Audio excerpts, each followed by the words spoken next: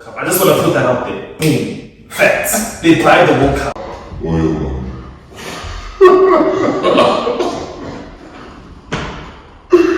This is nuts.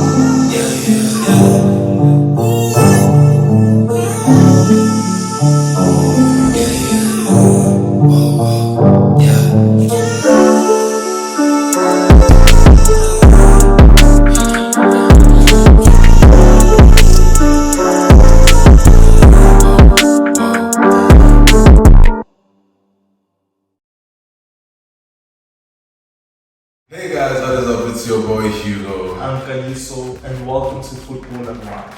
Football Unwind.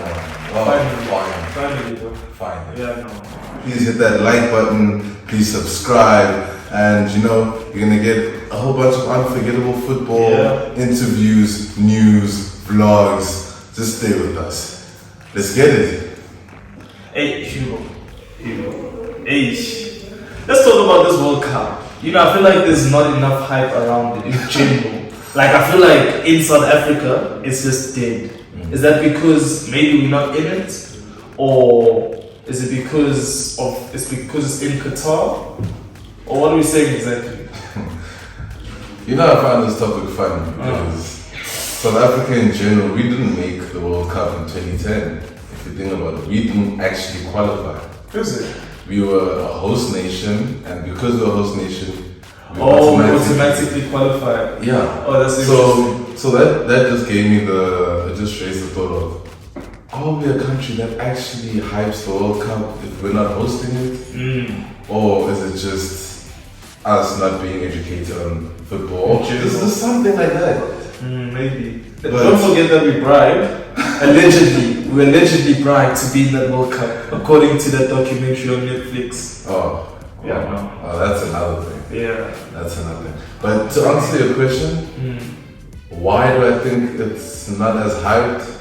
Yeah. From my past research and talking to a few mates, I think we're just not. We haven't been not involved. Yeah, we're not involved enough in it. People don't even know that it's starting. People don't know that we're not even in it. Yeah. And it's a scary thought. But for us football gurus and stuff that love football in general, it's like the World Cup starting while we're the only ones hyping it up. Why we're the only ones hyping it up. And that, that brings the thought of why we restarted this whole channel. 100%. And it's because we felt like there was a lack, but we're not going into that today. Yeah. We're just highlighting that.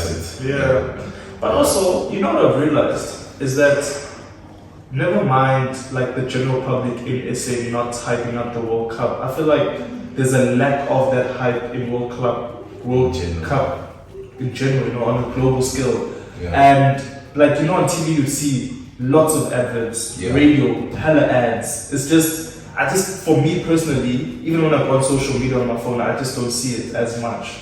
True. Maybe it's because it's in a different country like Qatar, which they have all those rules. Oh. No, those rules. Talking about the rules. No. So okay, wait.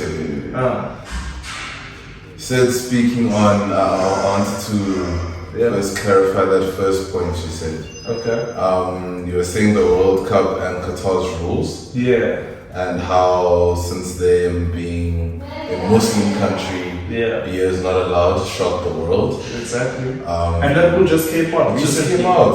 Yeah. According to contract, you are allowed to have beer, alcohol in the game, but they just scrapped it, which understandable. What do you think of that? Like, they're a Muslim country, you have to understand. Yeah, exactly. I feel like there's two ways about it, honestly, in my opinion, because they're a religious country, they're a Muslim country, they don't obviously drink alcohol or beer, and they wouldn't want it around the stadium, the game of football, which they came to watch. So I've heard fans say they don't mind because they just there to watch the football. That's why they're coming to the World Cup in Qatar. Yeah. But there's obviously fans where they feel like they're there to enjoy the football and drink, obviously. So there's two ways about it. Personally, I don't mind. Obviously, we're not going to be at the World Cup, but from a fan looking overview into it, I think obviously they're there for the game of football. That rule, it's cool. I just feel like they should have, when they initiated it, said it from get-go and not when there's 2 days left of the World Cup. True, people spend so much money on flight tickets, booking their rooms and all the other fun stuff that we won't be able to do. Yeah. But I mean, this is how I look at it. Okay.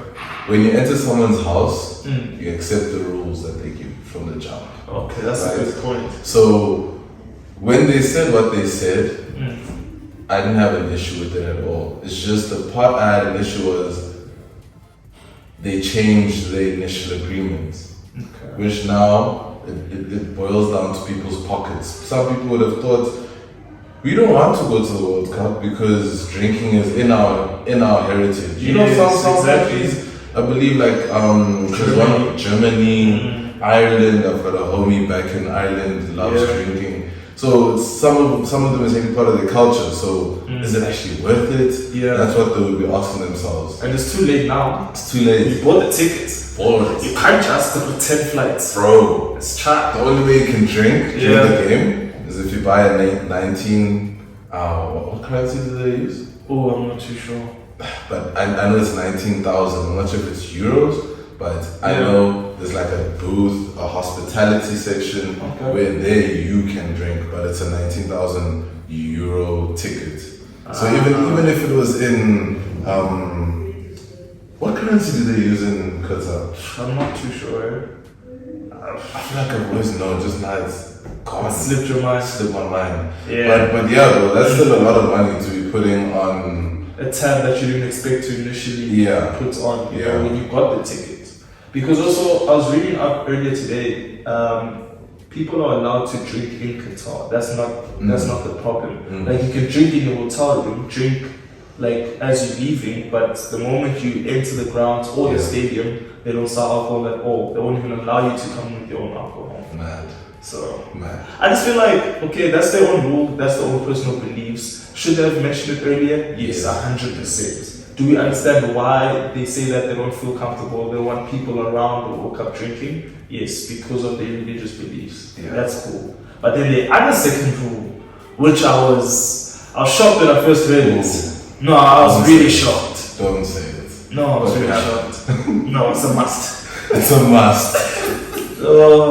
They don't allow people of the LGBTQ plus community around the World Cup or around the stadiums. And if they feel that you are, there's a fine and you might be arrested. Imagine. That's crazy. It's insane. So you can't even express yourself, you can't even be the way you are, even if you love the sports or football. It's just like... And what baffles me is the fact that it's not even the LGBTQ plus community, but it's like everyone in general. Exactly. Whether you're straight, gay, left, right, like you're not allowed to show affection, and that's crazy. My thing is that they are hosting a World Cup, and it's a global scale, this World Cup. Exactly. You understand? It's like fans from all across the world are gonna come in. So if you're gonna try broadcast that, put it on a huge scale for everyone to see, and you put out a statement saying we don't allow these specific type of people because it's like you get cancelled for that, bro. Very fast, very soon. And there was a chance about boycotting the World Cup. Yeah, there was. Yeah. They should have. Because I just want to watch the football played by players that I love and see, and boycotting the World Cup and doing all these things that are political. It's just like taking attention away from what the main point is, which is the World Cup. We're trying to watch our players play for their national teams. So all of that, I'm glad it didn't happen. But in all honesty, I think the first wrong mistake was allowing Qatar to host, because let's talk about that. Let's talk about allegedly Qatar bribed the World Cup. I just want to put that out there. Boom. Facts. They bribed the World Cup. Oil man. That's oil man. Nah, probably though. Probably. But in that documentary, right? FIFA Uncovered on Netflix. They say during the 2010 World Cup, which was in South Africa, the elections for the next World Cups, which were the one in Russia, 2018, and the one in Qatar, were it was very shady. It was just shady stuff going on, and they felt as if they got bribed with the FIFA president at that time. So it's like, okay, Russia wasn't apparently meant to have that World Cup. It was meant to go to England. The one in Qatar was meant to go to USA. You lie. Because apparently, when it was time to present like why we should let you host the World Cup, they had the best presentations. Apparently, Qatar and Russia were far off when it comes to presenting why they should have the World Cup. Qatar didn't even have infrastructure in 2010 at that time. They only built stadiums in that 10-year gap from when they first got elected to host the World Cup up until now 2022 when it's the year of the World Cup. So maybe they shouldn't have hosted the World Cup. Have you ever even seen Qatar play? I don't even know what team. Let's not get there, but yeah, sorry. I was shocked, to be honest, to hear Qatar. I was just like, yo, I know it's a very posh place. Yeah. One of the fastest growing economies in the world, and it's obviously very beautiful with the cars and stuff. No. So going there wouldn't be an issue in terms of them hosting it. You know, it's a beautiful place. But not many people have seen Qatar besides what they show us online and stuff. But I think FIFA as a whole should have taken a more responsible direction in terms of choosing the host. This is a big thing. It's a huge you can't choose a host that doesn't play football. Like, not even to disrespect any of them, but you can't even choose a host that hasn't even qualified, let alone even try. Do they even try and qualify? No, I think Qatar did qualify for this World Cup. I don't think it was a host. You think so? Yeah, I think they initially did try to qualify for that. At least respectfully. Yeah. But let's not hinge or dissect from the fact that they tried to get to where they are. Exactly. But it's okay though, because we're here now. I feel like at this point now, where the World Cup's in the next 2-3 days, there's nothing we can change about it. Obviously, true. I feel like the time to complain has passed. Long. Now it's more of let's focus on the football, the next coming games ahead. You understand? Yeah, true. And just enjoy the game of football. True. But it's going to be an interesting World Cup. Now that we're here, we can now focus on the games and obviously who do we think is going to eventually win the World Cup. Ooh, you guys just please stay tuned. Yeah, man. That's going to be shown at the very end of this podcast, YouTube, whichever way you're listening or watching to this. But different opinions also, different fans, different interviews, just in general. So stay tuned for that and leave your comment down below what you guys think. Who do you guys think is gonna win? And a whole bunch of other stuff. If you're keen, let us hear it. We'd love to hear from you guys. But Hugo, I wanted to ask, who do you think you have for the World Cup? Who are you backing for yourself? Who am I backing? Yeah. Ooh, generally, I back my boys. In Africa, I go for Nigeria. But I'm not sure if you know, but they didn't make it. Oh yes, they didn't make the World Cup. They didn't make the World Cup. Which is very surprising. Very surprising. I think they're like the second best African nation from Africa. Okay. After Senegal. After Senegal. Come on. Oh. But wait. Let me take a sip of my drink. But you see, now the funny thing is that Sadio Mane is not playing. Ooh. Okay, yeah. That, you know what I'm saying? And I feel like Sadio Mane was Senegal. If we're being honest here. Honestly. Koulibaly, cool. Whoever, Kouyaté, cool. But Sadio Mane did Senegal. Sadio Mane had the shoulders of Africa on him. The shoulders of Africa. The shoulders of Africa, Nah, to be honest, I disagree with you there. I don't think Senegal, or I don't even think Sadio Mane was holding Africa on his shoulders because there's been so many other players. For instance, Salah. Egypt, they didn't make it. Oh yes, they did. In Nigeria, there's a few really good players. You will be. To mention a few. But I was so shocked to hear Nigeria wasn't part of it, and obviously it was disappointing because I watched them try and make it, and they didn't make it, and we just had to get over that. But to touch on the Sadio Mane thing, bro. Senegal wanting him so bad. He is Senegal. Exactly. To say the least, but and just to like touch on what exactly happened is he initially got injured, right? He got a knee injury, and Oh, I'm not too sure if it was a knee injury. We'll have to double check that. But he got injured, right? And he then got called up again, despite of his injury. He got called up for the World Cup. He then went through surgery during the whole selection period, and then it came back that he can't play for this World Cup and went back to Bayern to rehabilitate. So it's crazy how much of Senegal themselves knew that they needed money. They even called him up during injury, hoping that he'll just miss 1 or 2 games. Yeah. And then, you see. So it's tricky because I feel like, in my personal opinion, Senegal would have made it the furthest in terms of African teams. In my personal opinion. Because cool, I see Morocco with Ziyech, I really do. Yeah. And Hakimi. Okay, hot players. Really hot players. And I think in general they have a really organized squad, Morocco. Yeah. I watched them during qualifiers for AFCON for the World Cup. And they do produce really good quality football. Yeah, I agree on that. So it's going to be interesting to see who will make it the furthest in terms of African team. Are any African teams going to make it past group stage? Let's start there. Yes. You think so? I will always think so. I'll never back my boys 100%. down. Yeah. I'll always think so, regardless of what happened in 2010 with Ghana. And that was really sad. I actually recently watched the thing on Netflix, and Suarez's mentality behind it. It's crazy what went through the handball to the penalty to missing the penalty to Uruguay going past to make it into the semi-finals. I just wish none of that happens this time around. And that also VAR plays its role properly, not ruining the game. And if I were to choose a team that's going to go furthest, Senegal. I honestly think so too. Because I see Morocco do making it quite far.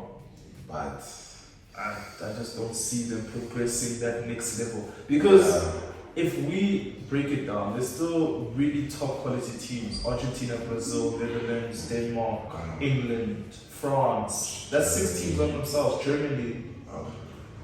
There's so many good teams for that round of 16. So cool, they might make it to that round, but quarterfinals, that's when we start cutting off teams. Yeah. Then it boils down to luck, fortunately, and also good football, but luck as well. And Morocco's really good, they have quality, but I don't see them going further than the quarterfinals, to be honest. Quarterfinals is stretching. It's stretching. But I back all my African teams, at least the ones that made it. Yeah, I feel like it's important too. You get me? Yeah. Like I feel like it's really important to back them, but we also have to be realistic. Yeah. You understand? We can't just. Okay. Yeah, true. But yeah, interesting. Because, do we feel like it would have been a whole different look if South Africa was in the World Cup? Or do you feel like people feel like South Africa's not even on that level? We won't even, get past the group stages.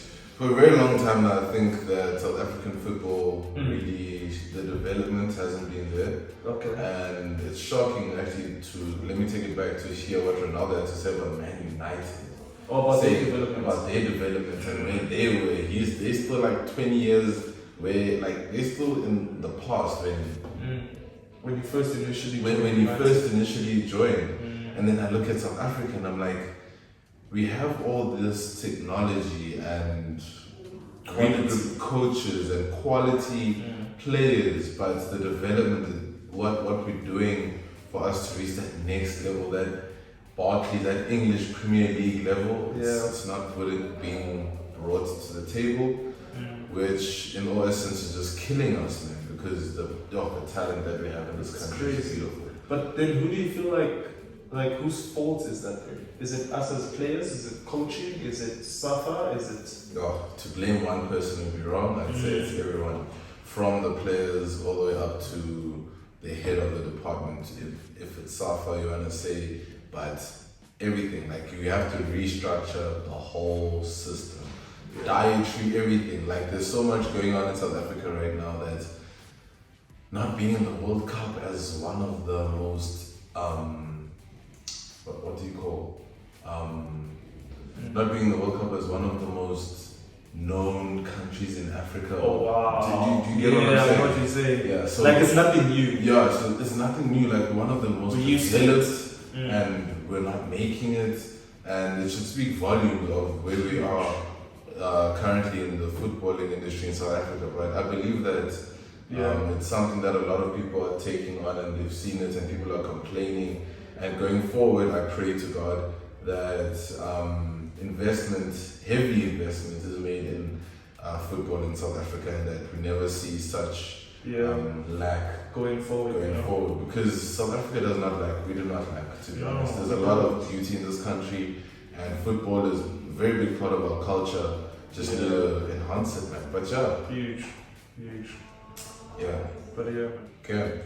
So I just want to go through like the groups and see if South Africa would make it or would survive in each group. So in Group A, there's Qatar, Ecuador, Senegal, Netherlands. You feel like South Africa wouldn't make it in that group? Let's say those 5 teams, including SA, would finish bottom last. Never. No, not after Qatar. Qatar are host though. You know, host teams relatively do.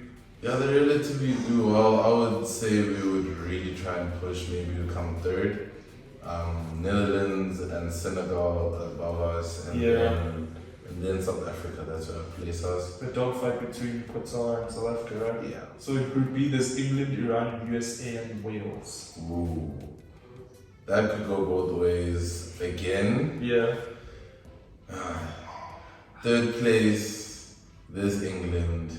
USA can play. I've never had much faith in the USA. I've never seen them winning a World Cup till this day. No, of course not. Wales do have a team that's quite a good nation. Quite a good nation. So I'd say maybe third or fourth. Yeah. And then Group C, there's Argentina, Mexico, Poland, and Saudi Arabia. That's a really tough group. There we could. I want to say fourth, third. Yeah. That's the only reason I'm saying third is because we beat Mexico in our 2010. No, it wasn't actually a beat. I think we drew. Oh yes, we drew. But that was a different time with different players. True. Yeah. So it's tricky. Yeah, third. What do you think then? I think it's gonna be a dogfight between us and Saudi Arabia if we hypothetically made it to this World Cup. I think Argentina, Mexico, and Poland will be top 3 easily without a doubt. Oh, Poland definitely. Argentina. Argentina current favorites to win the World Cup. According to FIFA, actually, even, which is interesting. Yeah. And apparently, FIFA's last 2 predictions to win the World Cup have come true. So that's interesting. 2018, they predicted Germany to win it. They won it. 2014 was Germany who won it. 2018. Was France. And they predicted both. Yeah, they got the both correct. Wow. That's interesting. I'm putting my money on Argentina, then I gotta win some coin there. To win the World Cup? You mean this group? Yeah, okay. No, I would even say the World Cup. If FIFA is saying they would, I would just put. I'm just saying if I was betting. For those out there that are betting, it wouldn't be too bad putting money on Argentina. I wouldn't be opposed to it. Yeah. I'm really. We'll get there. We'll get to how I'm going. Yeah. And then Group D is France, Australia, Denmark, Tunisia. Personally, I haven't seen Tunisia play as a country in general. Yeah. But I know Denmark is an extremely good team, which I honestly think are going to make the quarterfinals, maybe even semi-finals. Yeah. They generally do come to and perform. Yeah. Australia, nah. The Aussies, nah, man. But I don't know. So maybe third again. But you see, like South Africa's, we always coming around third, fourth right now. So maybe we should have. And then the Spain, Costa Rica, Germany, Japan, Group E. No, this is a tricky group. Japan can play Germany, Costa Rica, Spain, all of them. I think it would give us a very tough time. Okay. Obviously, personally, I think Germany is going to top this group. Okay. And then Spain, in my opinion. Maybe Japan, then Costa Rica. Okay. South Africa lost if hypothetically South Africa wins the World Cup. I'll put South Africa first now. You imagine? Then Group F, Belgium, Canada, Morocco, Croatia. Oh, Croatia performed so beautifully in the last World Cup. It's kind of insane for me not to put them up top two with everyone because they Top the group. Yeah. Okay. Either top or second because they're competing with Belgium, Which is really tough. really tough. But they've got a Ballon d'Or winner in their team. Modric, Croatia. For a top team, top ranked team. There's something that misses for Belgium. I don't know why. You know, my thing is that the defenders which they use, Toby Alderweireld and Jan Vertonghen, which I love to death because they played for Tottenham. I'm a Tottenham supporter. But, which I love. So Group G, Brazil, Serbia, Switzerland, Cameroon. Where do you think? Lost. Dead. And then in the last group, Portugal, Ghana, Uruguay, and South Korea. Ooh. South Korea have Son. Let's just get that out of the way. Uruguay. You can hear this guy as a Tottenham fan. Nah, I'm just stating this guy facts. as a Tottenham fan. It's just, you know what I'm saying? Yeah. Uruguay, Suarez, probably his last World Cup, by the way. You know? And Cavani. Ooh, and his, yeah. Yeah. Quite old now. Yeah. Plus they have the striker from Liverpool. I can even tell you that they signed him from Benfica. Comment down below if you guys know who we're talking about. Please help us. No. Because his age. It's slipping our minds on the tip of my tongue. But yeah, where do you think South Africa would have done? Placed in this group. Yeah. Lost. Again. Because think about it. There's South Korea who have Son. There's Uruguay, Ghana, and Portugal. Portugal, you're not competing with them because Ronaldo's last dance per se. Yeah. You understand? Ghana, really good team. A really strong team, physical. Very physical. Uruguay, you're not touching Uruguay. I think Uruguay are also they're the quite on sneaky. form. Yeah, quite on form. But Uruguay's a sneaky team. Would you consider them as underdogs? That's sus. Uruguay. Uruguay. Oh, they've gone dirty. Let me say they did Africa dirty. But you know, we're just riding for our Africans. We're just riding for our Africans. Praying for Africans. Yeah. South Africa here, where do you think we would do? Last. You also think last, man? Dead bottom. Yeah. We have no chance here. Oh. Okay. Moving on to Reece James, England, the 22-year-old right back. That's he very injured his knee. Injured his knee. What do you think? In my opinion, I think he would have started if he never got that injury.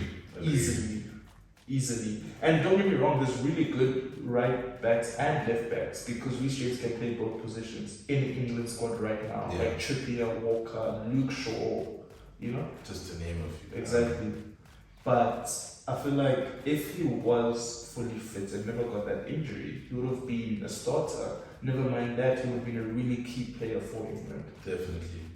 Yeah. I mean, I was watching the Chelsea games and he was looking like Arnold. In Arnold's good days. In his good days. His good days. Yeah, right now I'm not sure, but in his good days, because he's banging in goals. Yeah. It's just this injury put him off, and I hope it doesn't affect his. When the league comes back, I hope that doesn't affect him, and I hope he just continues going and growing from there. But still really young, 22 years old. Wow.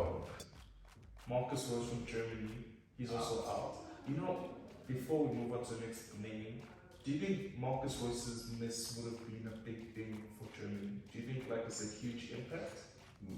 Wow. I don't. Yeah. You missed the last World Cup, Germany won that.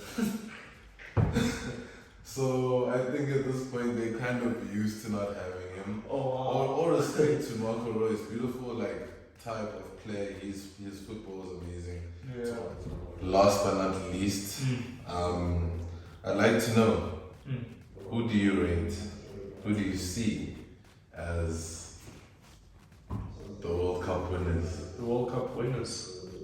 You know, I think there's been a lot of chats about Argentina and Brazil to obviously take it home, which makes sense because they're really good sides. But I feel like, in my opinion, I think France might do a double.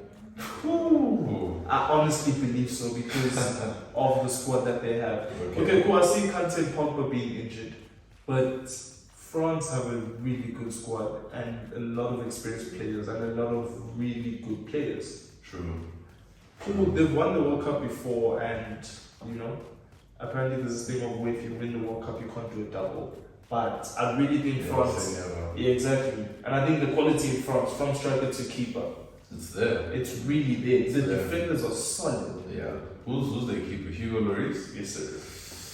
Yes, sir. I love that keeper, but it's not like for a keeper that's been in the industry for so long, he makes weird mistakes that cost the team, and for that reason alone, I wouldn't let them. Yeah. I wouldn't say they're gonna win. But I just want to say before we wrap this up, right? As a Tottenham supporter, trust me, I understand Hugo Lloris. I'm frustrated about, like, I know the type of player or goalkeeper he can be, and he is, and the experience and leadership that he brings. Cool, he makes stellar saves, like really good saves, like out of the box saves that not even Neuer or a really good keeper can make. You know. But then on an odd occasion, from let's say a 10 clean sheet record, there will be that 11th game where we played really well and then we end up losing the game because of him. You know what I'm saying? True. So like, it's a love and hate, but more love than hate. You know what I'm saying? Yeah, true. So you can never hate on Hugo. Anyone named Hugo, you can't hear him. But yeah, man, I honestly back was, France 2. France. See what I said about money on Brazil? It's just there's so much chat.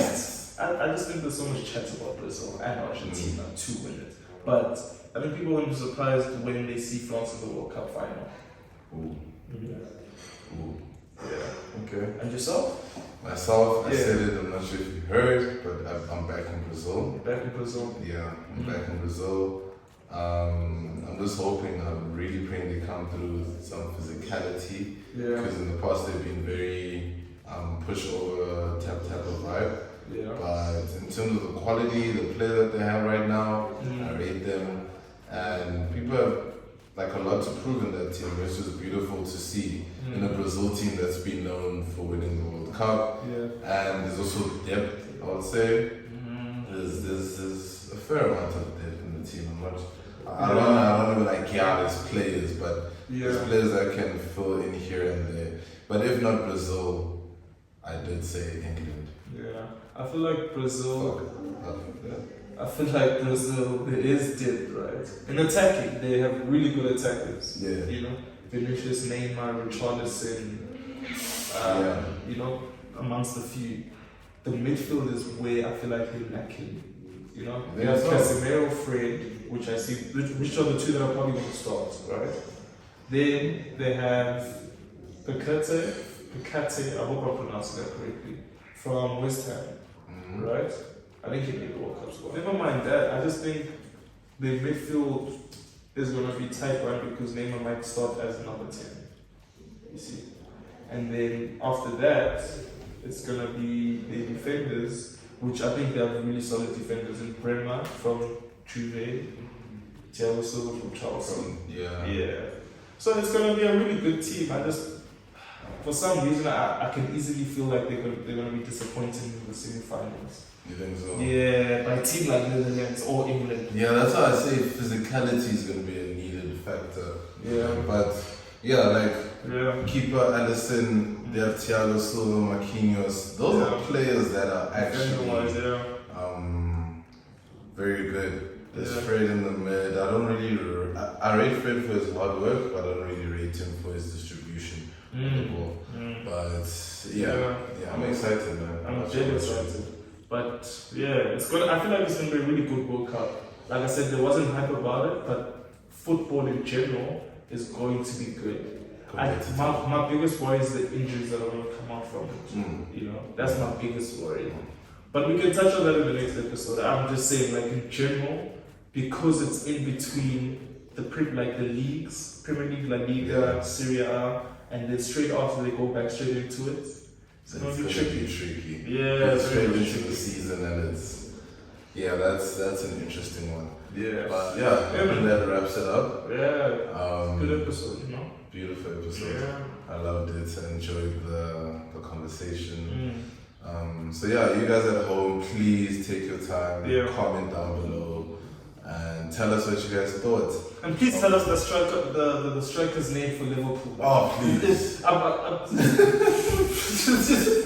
It's annoying me now. I Genuinely, it's pissing me stopped off. thinking about it until you said it. Nah. But yeah, thank you so much for coming through. Stay tuned for more beautiful So episodes. stay tuned for vlogs. Never mind just podcasting. We're also trying to touch on all the atmospheres and areas of football in general. True. So yeah, man, stay tuned. This is our first episode. Don't forget to like, Comment, and subscribe. double. We love you. Check you. It's your boy Hugo. I'm Nkanyiso. And This is Football Unwind. peace.